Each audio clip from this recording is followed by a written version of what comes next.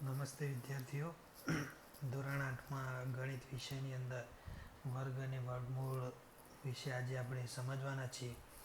અગાઉ કદાચ તમારા માટે આ શબ્દ નવો હોઈ શકે. વર્ગ અને વર્ગમૂળ. વર્ગ એટલે બીજું કંઈ નહીં, આપણે જોઈએ છીએ કે આપણને ખબર છે ભાઈ, ચોરસને ક્ષેત્રફળ શોધવું હોય, ચોરસનું ક્ષેત્રફળ શોધવું હોય તો આપણે શું કરીએ? ચોરસ આપેલું હોય, અહીંયા 2 માપ આપ્યું હોય અને અહીંયા 2 લંબાઈ આપી હોય, સેન્ટીમીટર સેન્ટીમીટર. 2 સેન્ટીમીટર લંબાઈ આપી હોય તો ચોરસનું ક્ષેત્રફળ એટલે આપણને ખબર છે ભાઈ, એનું સૂત્ર શું થાય? એલનો વર્ગ. એલ એટલે લંબાઈ, લંબાઈનો વર્ગ. તો લંબાઈ એટલે 2 સેન્ટીમીટર. બંને લંબાઈ કેવી? સરખી હોય. ચોરસના ચારે માપ કેવા હોય? સરખા. તો બંને લંબાઈ એટલે 2નો વર્ગ એટલે 2 દુ 4. બરાબર. તો આ જે રહ્યો એને કહેવાય વર્ગ. 2નો વર્ગ. વર્ગ એટલે કોઈ પણ સંખ્યા એની એ સંખ્યા સાથે ફરીથી ગુણાકાર. કોઈ પણ સંખ્યાનો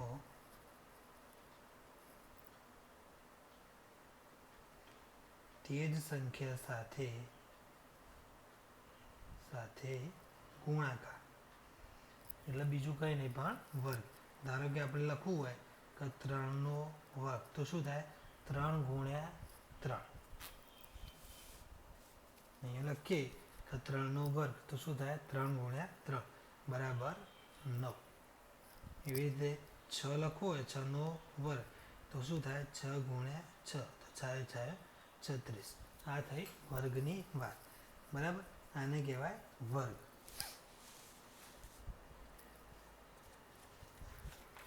આગળ જોઈએ તો વર્ગ સંખ્યાઓના અમુક ગુણધર્મો હોય. વર્ગ સંખ્યા હોય એના ગુણધર્મો હોય.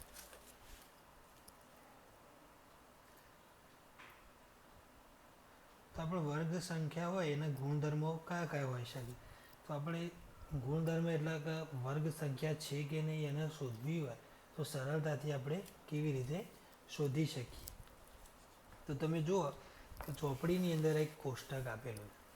તો આ કોષ્ટકમાં જુઓ 1 તો એનો વર્ગ 1, કારણ કે 1 ગુણ્યા 1 કરીએ આપણે, 1 ગુણ્યા 1 તો શું જવાબ આવે?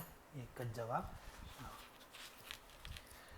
2નો વર્ગ 4, 3નો 9, 4નો વર્ગ 16, 5નો વર્ગ 25, 6નો વર્ગ 36, એવી જ રીતે 20 સુધી આપેલા છે. આ જે બધી સંખ્યા રહે, કોઈ પણ સંખ્યાનો તમે વર્ગ જુઓ તો વર્ગના એકમનો અંક તમે જુઓ તો 1, 4, 9, 6, 5, 6, 9, 4, 1. બરાબર. એટલે કે 1, 4, 9, 6, 5, 6, 9, 4, 1, 0. બરાબર. આ જ સંખ્યાઓ મળે છે. તમે જુઓ અહીંયા તમને કહેવાય 2 જોવા નહીં મળતા, 3 જોવા નથી મળતા. બરાબર. 5, 6, 7 જોવા નથી મળતા, 8 નથી મળતા, 9 અને 10 ક્યાં જોવા મળતા નથી. એટલે આપણે કહી શકીએ કે ભાઈ કોઈ પણ સંખ્યાનો એકમનો અંક આ સંખ્યા હોય, આમાંથી કોઈ પણ એક સંખ્યા હોય તો આપણે તેને પૂર્ણ વર્ગ સંખ્યા કહી શકીએ. કેવી? પૂર્ણ વર્ગ. આનો વર્ગ આ, એટલે આ 9 જે રહે એ કઈ સંખ્યા કહેવાય? પૂર્ણ વર્ગ સંખ્યા કહેવાય. આપણે અહીંયા લખી શકીએ કે ભાઈ કોઈ પણ સંખ્યાનો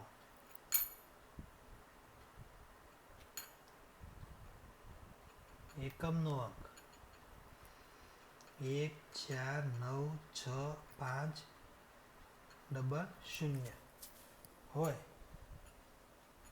તો તે સંખ્યાને પૂર્ણ વર્ગ સંખ્યા કહી શકાય. બરાબર. અહીંયા તમે જુઓ કે પ્રયત્ન કરોની અંદર આવ્યો પણ તમે દરેકના પાછળ જુઓ આંકડો 7, 3, 8, 2, 1 આવી સંખ્યાઓ આપેલી. એટલે આમાંથી આપણને ખબર પડી જાય કે પૂર્ણ વર્ગ સંખ્યા છે કે નહીં. આ જે 2 સંખ્યા રહી એ તમે જાતે ગણી શકો છો, કારણ કે જો જેને પાછળ આ જે આંકડા રહ્યા, આ આંકડા આપેલા હોય તેને જ આપણે પૂર્ણ વર્ગ સંખ્યા કહી શકીએ. એટલે આ જો આર્યા આંકડા હોય તો જ આપણે એનો પૂર્ણ વર્ગ કહી શકીએ. એટલે કે આ જો સંખ્યા આરે આપી હોય તો આપણે આગળ પ્રયત્ન કરવાનો રહે. જો આ સંખ્યા ના હોય એની જગ્યાએ 2, 3, 7 કે 8 હોય તો આપણે કોઈ પણ પ્રયત્ન કરવાનો રહેતો નથી. એને આપણે સીધું જ કહી શકીએ કે ભાઈ આપેલ સંખ્યા પૂર્ણ વર્ગ હશે નહીં.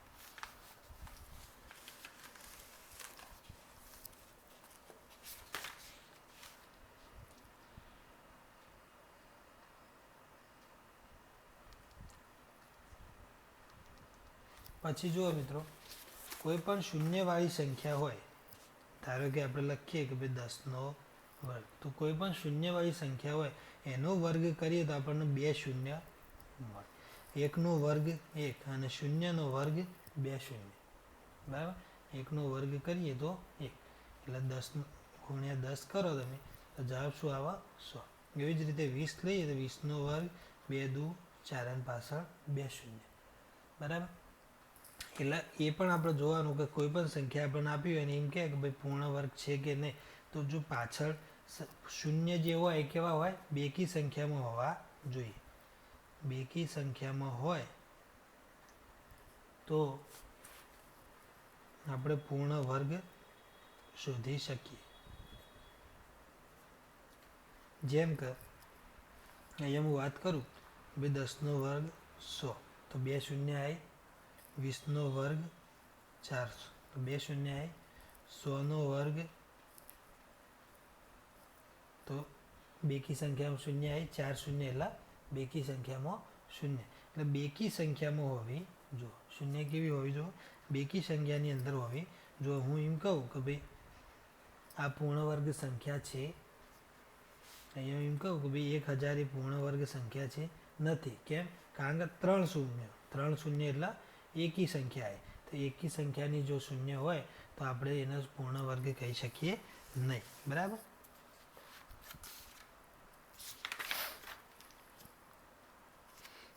હવે આગળ જોઈએ આપણે એકી સંખ્યાનો સરવાળો.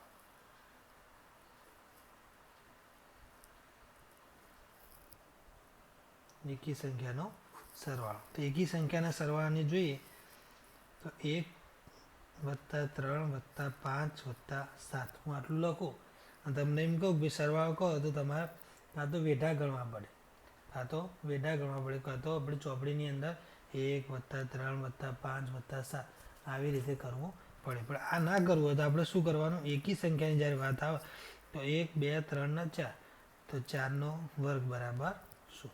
સીધો જવાબ. 1, 3, 5 અને 7નો સરવાળો કરો તો જવાબ કેટલો આવશે? 16. આ તો નાની સંખ્યા હતી. હવે મોટી સંખ્યા લઈએ. 1 + 3 + 5 + 7 + 9 + 11 + 13 લઈએ, બરાબર. તો આનું શું થાય? તો 1, 2, 3, 4, 5, 6 અને 7, તો 7નો વર્ગ, તો સીધું 49. આનો સરવાળો કરો તો કેવો આવશે? 49 જવાબ આવશે. એટલે આવા દાખલા આપણે પૂછાતા હોય છે. એટલે પરીક્ષાની અંદર જો આવો દાખલો પૂછાય તો આપણે કોઈ સરવાળો કરવા બેસવાનું નહીં. પણ એકી સંખ્યા, આ શરત ક્યારે લાગુ પડે? એકી સંખ્યા હોય તો. બેકી સંખ્યા હોય તો આ શરત લાગુ પડે નહીં. અને ક્રમિક એકી સંખ્યા તો ખરી, પણ કેવી? ક્રમિક. એટલે કે 1 પછી 2 ના આવે, 3 પછી 4 ને 5. પછી એવું ના લખાય કે ભાઈ 1 + 5 + 9 + 13, તો 1, 2, 3 ને 4, તો ચોગું 16. તો આ જવાબ કેવો પડે? ખોટો પડે, બરાબર. એટલે ક્રમિક એકી સંખ્યા હોવી જોઈએ. હવે ક્રમિક પ્રાકૃતિક સંખ્યાનો સરવાળો જોઈએ આપણે.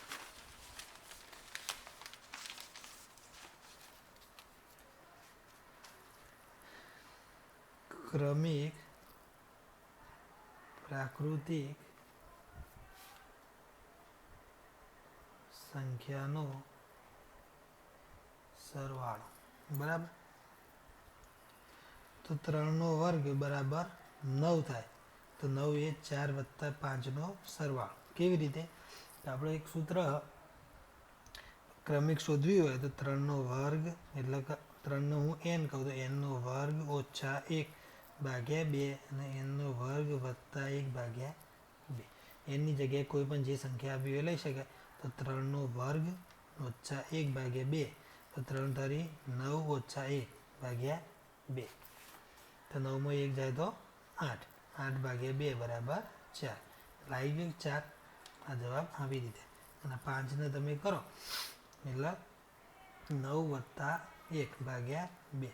9 ને 10 ભાગ્યા 2 બરાબર 5. આ રીતે જવાબ આવશે. બરાબર. એટલે આ ક્રમિક સંખ્યાનો સરવાળો એ પણ એ વર્ગ હોઈ શકે. હવે સ્વાધ્યાય જોઈએ મિત્રો.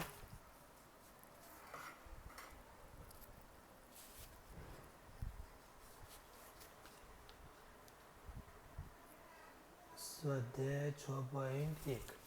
એમાં જુઓ તમે પહેલાં એવું આપેલું પહેલો દાખલો કે ભાઈ નીચે આપેલા સંખ્યાઓના વર્ગ કરવાથી એકમનો અંક શું મળે. એટલે આપણે ખાલી સંખ્યાનો એકમની અંક વાત કરી હોય તો આખી સંખ્યાનો ગુણાકાર કરવાનો રહેતો નથી. એટલે ઘણા વિદ્યાર્થીઓ કેવું કરું ભાઈ 81 ગુણ્યા 81 એટલે આ રીતે ભાઈ ગણવાનું ચાલુ કરે. બરાબર. આ રીતે આપણે કરવાનું નથી. શું કરવાનું? એકમનો અંક કર્યો હોય તો બે એકમના અંકનો જ ગુણાકાર કરો. 1 ગુણ્યા 1 તો કેટલો આવે જવાબ 1. તો પહેલાંનો એકમનો અંક કેટલો હોઈ શકે? 1. બરાબર. એ તો બીજાનો 2 દુ 4. ત્રીજા 9 9 81. 9 9 81 પણ આપણે એકમનો અંક એટલે છેલ્લો અંક લેવાનો. એટલે ત્રીજામાં 1. ચોથામાં 3 તરી 9. પાંચમામાં ચોગું ચોગું 16. આપણે 16 એટલે ખાલી 6 એટલે 6 જ લેવાના. બરાબર.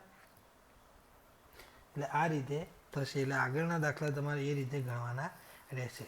હવે બીજો પ્રશ્ન, હવે નીચેની સંખ્યાઓ માટે સ્પષ્ટ છે કે તે પૂર્ણ વર્ગ સંખ્યાઓ નથી. કારણ સહ જણાવો. એટલે કારણ આપણે લખી શકીએ કે ભાઈ આપેલી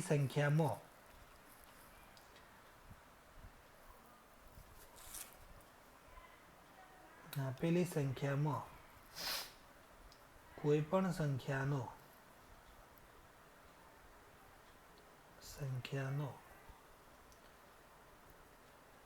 એકમનો અંક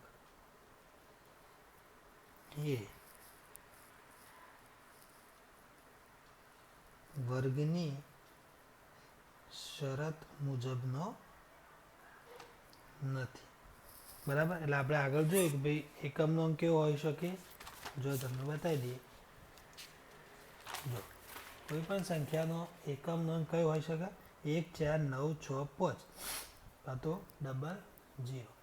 આમાંથી કોઈ હોય 1 4 9 6 5 00. આમાંથી હોય તો જ આપણે એને પૂર્ણ વર્ગ કહી શકીએ. અને અહીંયા તમે જો એવી કોઈ સંખ્યા નથી. અહીંયા કોઈ એવી સંખ્યા, અહીંયા જો 3 શૂન્ય, અહીંયા 1 જ શૂન્ય. બરાબર. એટલે એવી કોઈ સંખ્યા નથી. એટલે આપણે કહી શકીએ કે આપેલી કોઈ પણ સંખ્યા પૂર્ણ વર્ગ નથી. નીચે આપેલી સંખ્યાઓમાંથી કઈ સંખ્યાનો વર્ગ કરતા મળતી સંખ્યા એકી સંખ્યા હશે. એટલે આપણે 1નો વર્ગ કરીએ તો 1 મળે. બરાબર. 6નો વર્ગ કરીએ તો 36. 6નો વર્ગ કેટલો? 36 એટલે 6. 2 કી થાય 9 9 81 એટલે 1 મળે. એટલે કઈ સંખ્યા હોય? એક આ સંખ્યા છે અને એક આ સંખ્યા. હવે આ 4નો વર્ગ 16. 6 એટલે એકી સંખ્યા. બરાબર. અહીંયા જુઓ તમે, આ તો એકદમ ઇઝી છે. તમે જાતે પણ કરી શકશો. એક ઉદાહરણ હું બતાવી દઉં. અહીંયા આ જેટલી શૂન્ય હોય, જો 11નો વર્ગ 121. 11ના વચ્ચે એક શૂન્ય મૂકવામાં આવે. બરાબર. એટલે આ બાજુ તમે જુઓ કે બંને બાજુ 2ની આગળ અને 2ની પાછળ એક એક શૂન્ય મૂકવામાં આવે. એ જ રીતે 2ની આગળ 2 અને 2ની પાછળ 2 શૂન્ય મૂકવામાં આવી. એવી જ રીતે આ જુઓ તમે 1 2 3 અને 4. તો 2ની આગળ 4 શૂન્ય એ તમારે આવી રીતે તમે લખી શકો. 1 1 2 3 4 2 1 2 3 4 1. આવી રીતે તમારો જવાબ થશે. અને એવી જ રીતે આ રહે. જેટલી શૂન્ય હોય એ 2ની આગળ અને 2ની પાછળ. પછી અહીંયા જો તમે મિત્રો 11 તો 101નો વર્ગ. બરાબર.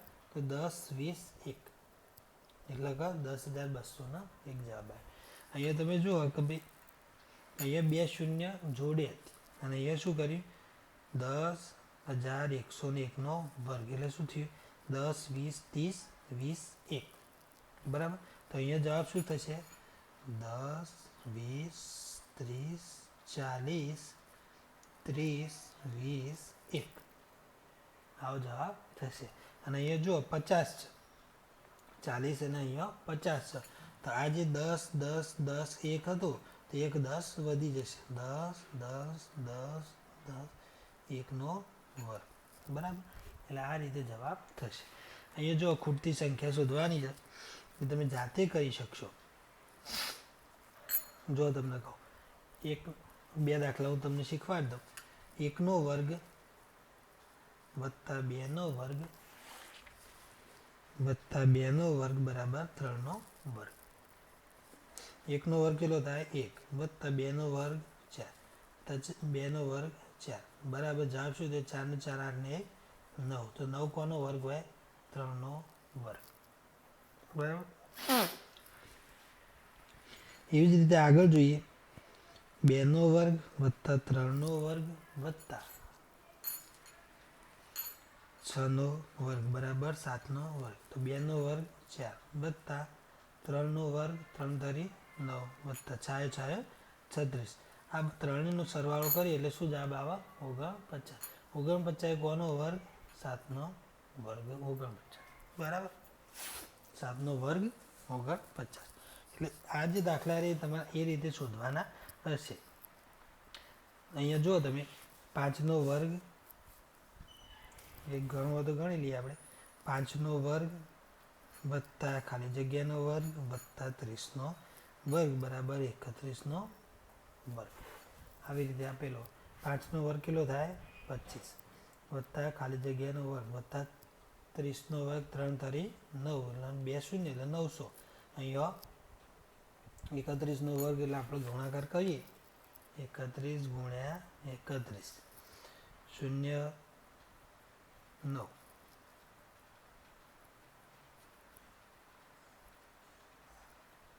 961 કેટલો થાય? 961.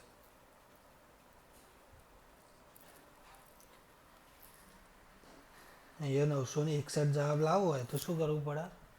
900 આ બંનેનો સરવાળો કરીએ તો ખાલી જગ્યાનો વર્ગ વત્તા 925 બરાબર 961. હવે શું કરવાનું? ખાલી જગ્યાનો વર્ગ બરાબર 961 ઓછા 925 બરાબર 25 50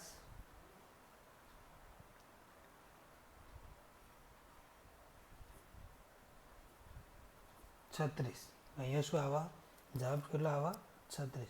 હવે અહીંયા જુઓ તમે, હવે 36 કોનો વર્ગ હોઈ શકે? તો આપણને ખબર કે 6નો વર્ગ 36. તો આ જે ખાલી જગ્યા હતી એની અંદર શું જવાબ આવશે? 6નો વર્ગ. જે ખાલી જગ્યામાં શું આવશે? 6નો વર્ગ. એટલે આ રીતે તમારે દાખલો ગણવાનો રહેશે. બરાબર. હવે એના પછી જુઓ તમે 7 નંબર, સરવાળાની ક્રિયા વિના સરવાળો મેળવો. આપણે આગળ જે વાત કરી હતી કે ક્રમિક એકી સંખ્યા હોય તો એ જે સંખ્યા ટોટલ નંબર ઓફ સંખ્યા હોય એનો વર્ગ કરી દેવાનો. 1 2 3 4 ને 5. તો પાયો પાયો 25. અહીંયા જો 1 2 3 4 5 6 7 8 9 ને 10. તો અહીંયા શું લખવાનું? બરાબર 10નો વર્ગ બરાબર 100. એટલે આ જે સંખ્યા હોય એનો સરવાળો કેટલો થશે? 100.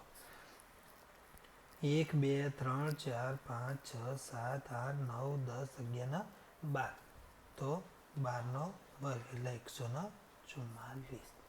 તમારે મિત્રો 1 થી 20ના વર્ગ તૈયાર કરી દેવાના. વર્ગ અને વર્ગમૂળ એના યાદ રહેવા જોઈએ, જેથી પરીક્ષામાં પ્રશ્ન પૂછાય તો આપણે તરત કરી શકીએ. 49ને 7 એકી સંખ્યાઓનો સરવાળો તરીકે દર્શાવો. 49ને 7 એકી સંખ્યાના સરવાળા તરીકે દર્શાવો.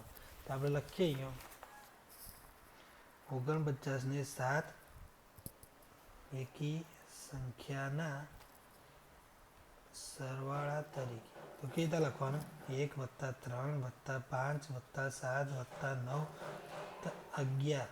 1 2 3 4 5 6 + 13 બરાબર 49 બરાબર 7નો વર્ગ. આ રીતે જવાબ લખવાનો. બરાબર 8મા દાખલામાં. એના પછીનું જોઈએ 121 ને 11 એકી સંખ્યાના સરવાળા તરીકે દર્શાવો. 121 ને 11 ના બરાબર એટલે સંખ્યાના સરવાળા તરીકે તો શું કરવાનું 1 + 3 + 5 + 7 + 9 + 11 + 13 + 15 17 + 19 + 21 થઈ ગયા 11 1 2 3 4 5 6 7 8 9 10 11 સરવાળો કેટલો થશે 121 બરાબર 11 વર્ગ. આ રીતે જવાબ લખવાનો રહેશે. નીચે આપેલી સંખ્યાઓના વર્ગો વચ્ચે કેટલી સંખ્યાઓ આવશે તે જણાવો. 12 અને 13નો વર્ગ. એટલે આપણે શું કરવું અહીંયા તમને એક દાખલો શીખવાડ દો. 12 અને 13 બરાબર શું કરવાનું આ કે સંખ્યાઓના વર્ગ વચ્ચે કેટલી સંખ્યા આવે એ જોવાનું. તો 12નો વર્ગ એટલે કેટલો થાય 144. 13નો વર્ગ એટલે કેટલો થાય 169. તો એના વચ્ચેની સંખ્યાઓ શોધવી હોય વચ્ચેની કીધી તો 145 146 147 148 49 150 151 152 153 154 155 58 159 160 161 162 163 164 166 167 અને 168. કેટલી સંખ્યા થઈ 1 2 3 4 5 6 7 8 9 10 11 12 13 14 15 16 17 18 19 20 21 22 23 અને 24. કેટલી સંખ્યા થાય 24 સંખ્યા થશે. એટલે બીજામાં તમારે એ રીતે જ કરવાનું કે 25 અને 26નો વર્ગ શોધવાનો. આવી રીતે 25 અને 26નો વર્ગ શોધવાનો અને પછી એ બંને વચ્ચે જે સંખ્યા આવે એ નંબર ઓફ સંખ્યા કેટલી સંખ્યા થઈ 24 હોય 34 હોય 38 હોય 42 હોય કોઈ પણ સંખ્યા લખી શકીએ. હવે આગળનો જે રહ્યો એ આપણે આગળની જે સંખ્યાનો વર્ગ શોધવાનો, વર્ગ શોધવા માટેની બીજી રીતો શોધવાની, પછી પાયથાગોરસની ત્રિપુટીઓ એ વગેરેની ચર્ચા આપણે ભાગ 2ની અંદર કરશું. બરાબર. આભાર.